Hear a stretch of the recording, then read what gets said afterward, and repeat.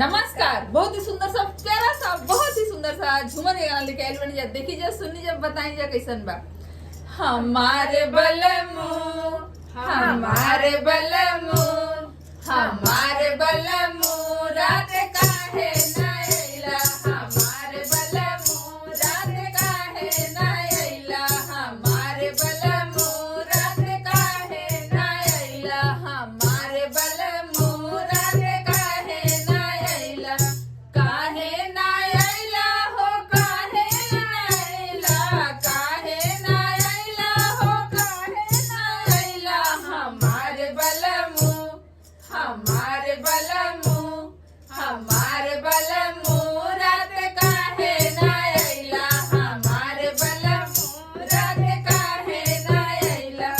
धोती मालिन रहे कुर्ता धूमिल रहे। धोती मालिन रहे कुर्ता धूमिल रहे।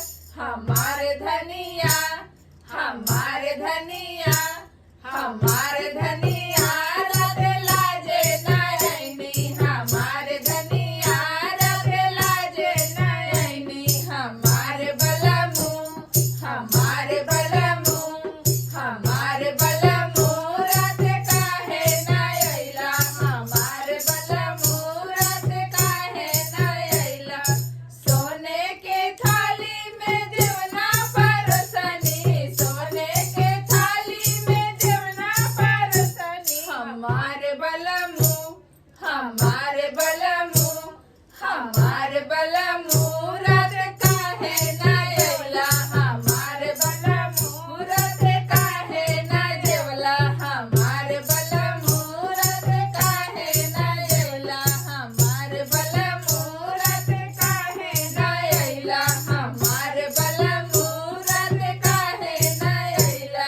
हमारे बलमू रात काहे ना अइला। धन्यवाद। बहुत ही छोटा सा ये गाना रहा। तो लोग के कैसन लागल बताई जा, और अच्छा लगे हमने के गीत तो शेयर भी करी जा, और चैनल पर नया बनी जा, पहली बार देखत नहीं जा, और लोग के अच्छा लगल तो सब्सक्राइब जरूर करी जा हमने के चैनल के। हमने के फेसबुक पर भी बनी जा और इंस्टाग्राम पर भी बनी जा।